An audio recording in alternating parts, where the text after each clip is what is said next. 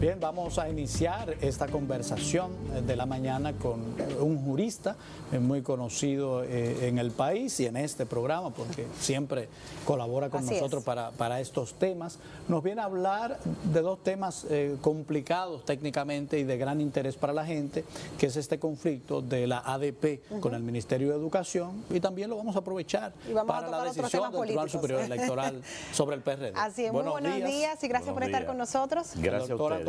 Peralta. Muchas gracias a ustedes. Como mencionaba Homero, pues tenemos esta situación con la ADP y el Ministerio de Educación por los 107 directores regionales. Justo vemos que ya ocupan sus posiciones y eso hace que se mueva hacia lo interno todas esos sentimientos que se encuentran a flor de piel. Cuéntenos entonces a nivel legal cómo va ese proceso y qué entiende que es lo legal o lo ilegal en el mismo. Muy bien.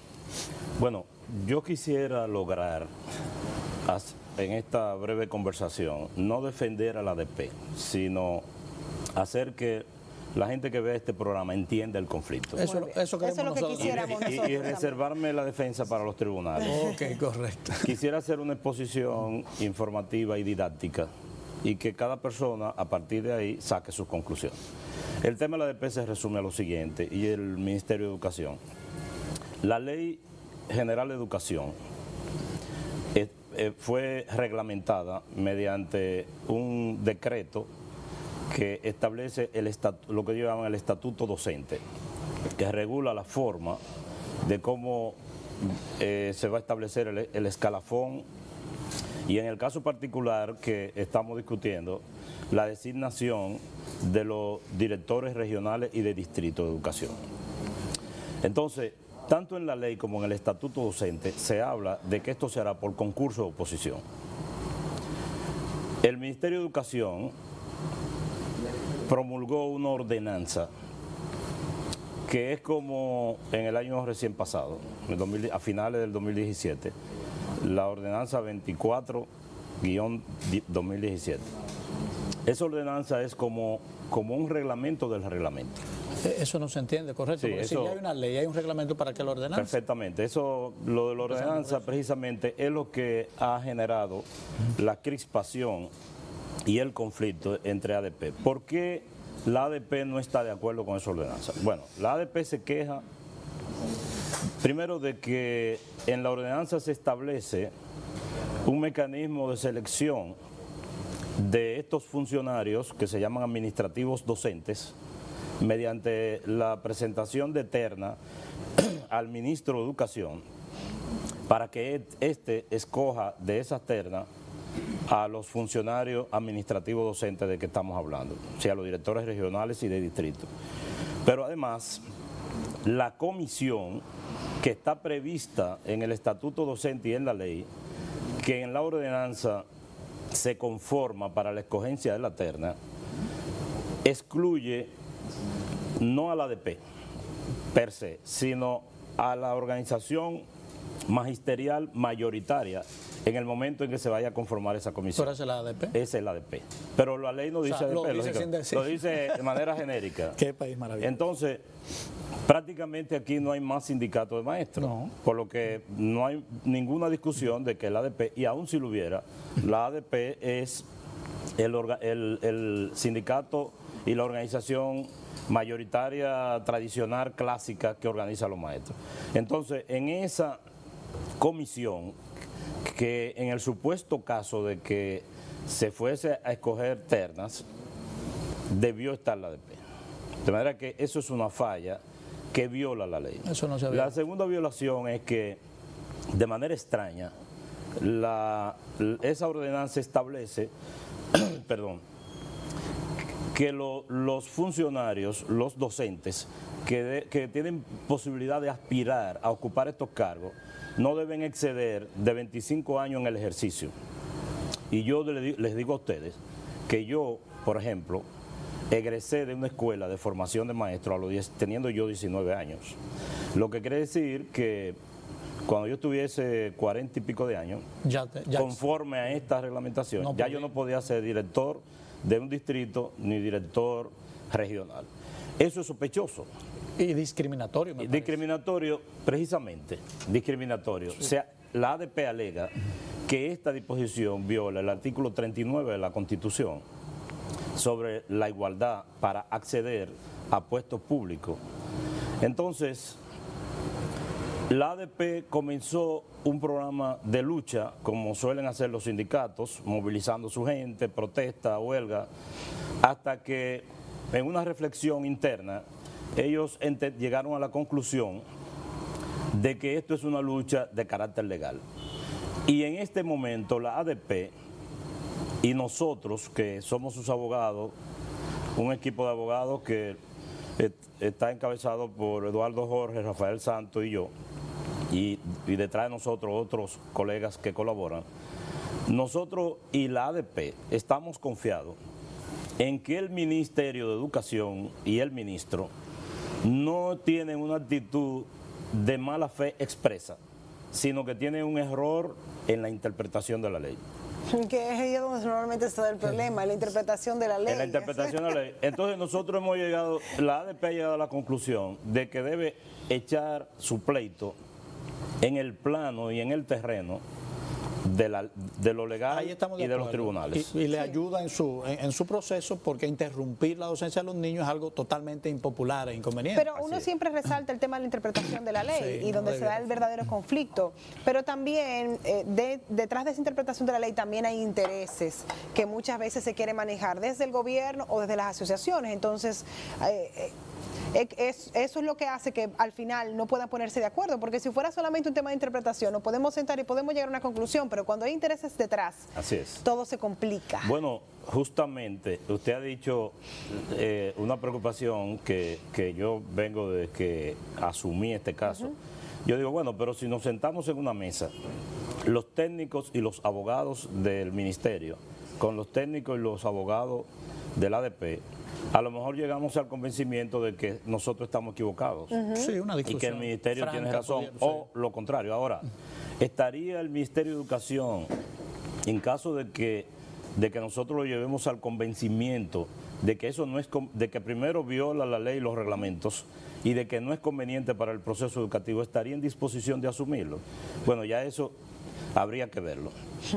Pero quiero agregar, para ampliar la información, que un grupo de, ustedes me preguntaron cuál es el estatus legal del proceso, un grupo de funcionarios, de directores de distrito, profesores que ejercen funciones docentes, administrativos docentes, incoó una acción ante el Tribunal Superior Administrativo, ante el llamado TCA, que están pidiendo la nulidad de esa ordenanza y al mismo tiempo solicitaron una medida cautelar de la suspensión de la misma. El tribunal no ha fallado, pero el ministro se adelantó y designó 107 funcionarios administrativos docentes. Hoy la respuesta que da el ministerio es esa, pero además nosotros, los abogados de la ADP, que aunque somos solidarios con la acción que llevan los profesores, no se trata de lo mismo. Aquellos profesores están llevando su asunto incluso con un equipo de abogados separado, y la ADP como institución ha querido reforzar con otro equipo de abogados. Nosotros le notificamos un acto de alguacil la semana pasada al ministerio, haciéndole la advertencia de que debe aplicar la ley y desistir de la aplicación de esa ordenanza. Esto es un requisito que la ley establece como paso previo para un amparo, una acción de amparo de cumplimiento. Entonces, el ministerio no está obligado, por el hecho de que hay un tribunal apoderado y por el hecho de que se le ha advertido, a dejar de tomar las decisiones que quiera tomar, pero hay un asunto de prudencia. Posiblemente, como no es un asunto de una empresa privada, sino que es un problema del país, de la educación, y además que al fin y al cabo todos los maestros casi todos están organizados en la ADP, y el sistema educativo, los principales actores no son el ministro y su equipo de trabajo, los principales actores son los educandos y los maestros. Entonces, si hay un sector... Son los que permanecen, sí. Claro, si hay un sector tan importante como los maestros que no están de acuerdo con eso, creo que que el ministro debió abstenerse de tomar esa decisión porque hicimos un acuerdo de irnos a los tribunales. Estamos en los tribunales, la ADP está dispuesta a acogerse a lo que decidan los tribunales.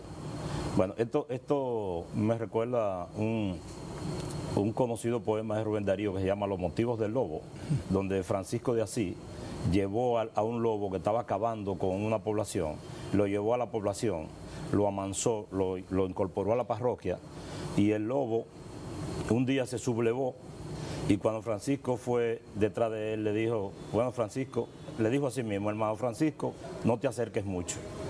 Y comienza a contar cómo la gente se peleaba, cómo la gente le echaba, lo maltrataba, lo apaleaba, y el lobo se rebeló. Entonces, en este caso, el lobo es la ADP. Ha decidido ser mansa, acogerse a lo que digan los tribunales y recibe este Pero la golpe. pregunta del millón, ¿estos 107 nombramientos fueron precedidos por un concurso de oposición en este caso? No, fueron precedidos por el sistema de las ternas, de la comisión. O sea, para los 107 no hubo concurso de oposición, no hubo una convocatoria para seleccionar luego de las mejores notas esas ternas.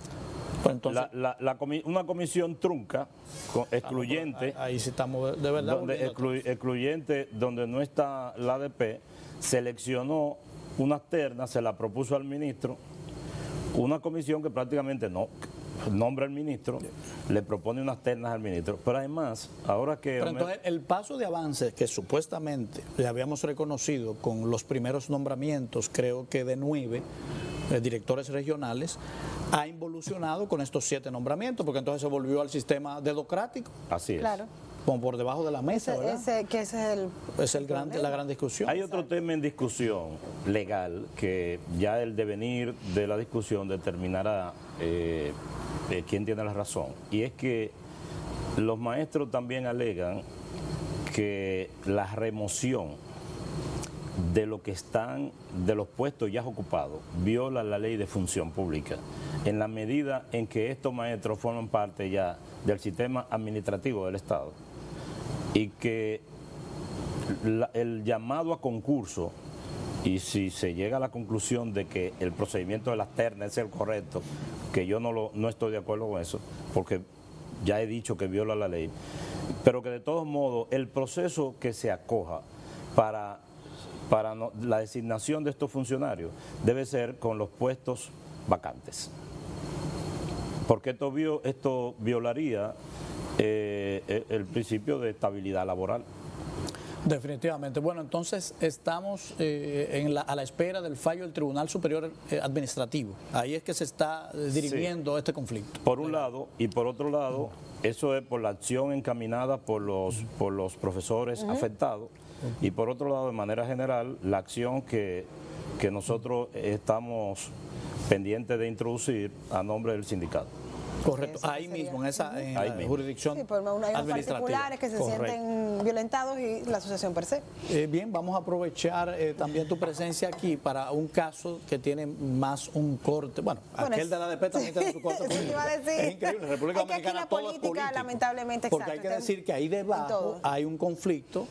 Era lo que yo hablaba, de control, si fuese simplemente un tema de interpretación de la ley, sentado se resuelve, pero cuando hay intereses de por medio y la política involucrada, entonces ahí se complica.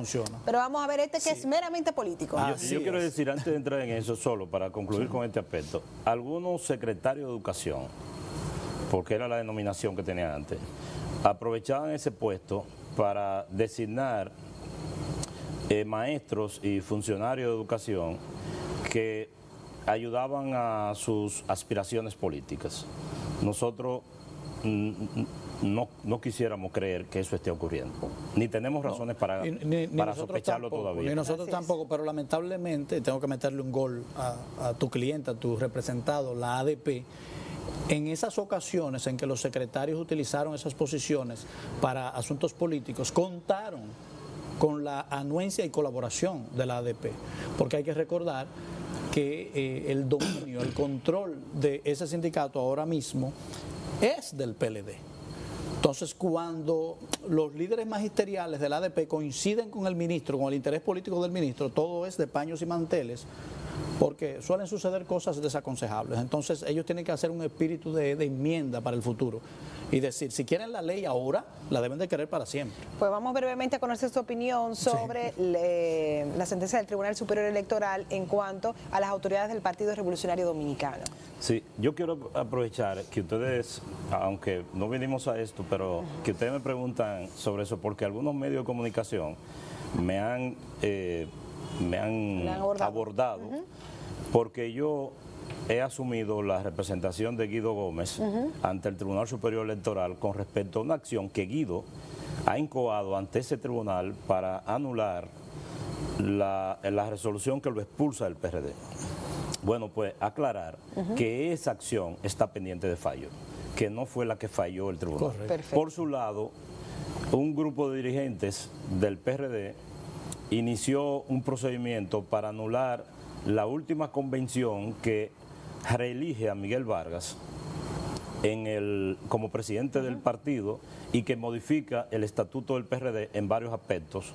Uno de ellos donde le da atribuciones amplias al presidente para modificar la composición de funciones de dirección y designación dentro del partido. Y convirtió al PRD en una empresa personal. Así es, con un presidente ejecutivo. Sí. Entonces, el tribunal lo que ha hecho, lo de Guido no ha sido fallado, pero se menciona a Guido porque Guido es un impulsor de esto y además es abogado de ellos también. Él asumió entre el equipo de abogados. Entonces, el tribunal ha anulado esa convención. En la tradición jurídica electoral y los precedentes que hay, cuando un partido se anula su última dirección, sobrevive la anterior. Si, por ejemplo, Miguel Vargas, en vez de postularse él ahora, en diciembre pasado, hubiese puesto a Juan Pérez, vamos a decir a mi amigo Fello Suberví, y le anulan la convención a Fello Suberví, entonces vuelve Miguel. Exactamente. Porque un partido no se queda sin cabeza. Sin cabeza. Eso incluso ocurre en las empresas privadas, en el sistema corporativo. Hasta tanto no se sustituya a un presidente de una compañía, esto sobrevive. Entonces, él como presidente debe convocar a los organismos correspondientes del PRD, en este caso al Comité Ejecutivo Nacional, para organizar una nueva convención en un plazo de 60 días que le ha otorgado la sentencia. Bueno, un verdadero reto, ¿verdad? Tú estabas preocupada. Claro, porque una convención sabemos lo complicado que es elegir las autoridades internas, lo vimos con el PRM, sí. Entonces imagínese usted. Sí. El verdadero reto. Si lo logran... Un reto material y psicológico, porque usted combinar a alguien negado siempre, porque, sí, porque primero el PRD se destruye porque él no quiso hacer una convención. Claro. Negado a hacer una convención. Nada más convenciéndolo van a durar 60 días. Pero ellos han complicado un poco eso, porque hay que recordar que en el 2014, justamente cuando Miguel se impuso a Guido, él celebró 3 convenciones el mismo día, en el mismo escenario. En una, él fue proclamado como presidente del partido se hizo la proclamación. Ahí mismo convocó otra, con los mismos delegados, y modificó el estatuto del PRD para que en vez de ser por voto universal, fuera por voto de delegados. Sí. Y ahí mismo, con esos mismos delegados, él se proclamó candidato presidencial. Bueno. Sí, todo. Entonces ahora, en uno, como el producto de la serie. Ahora, como esa modificación anterior no estuvo incluida en la sentencia, lo que está vigente es la convención por delegados. Bueno, vamos a ver estaremos qué pasa. expectantes. Pues muchísimas gracias por estar con nosotros. Muy bien, siempre a la orden de ustedes.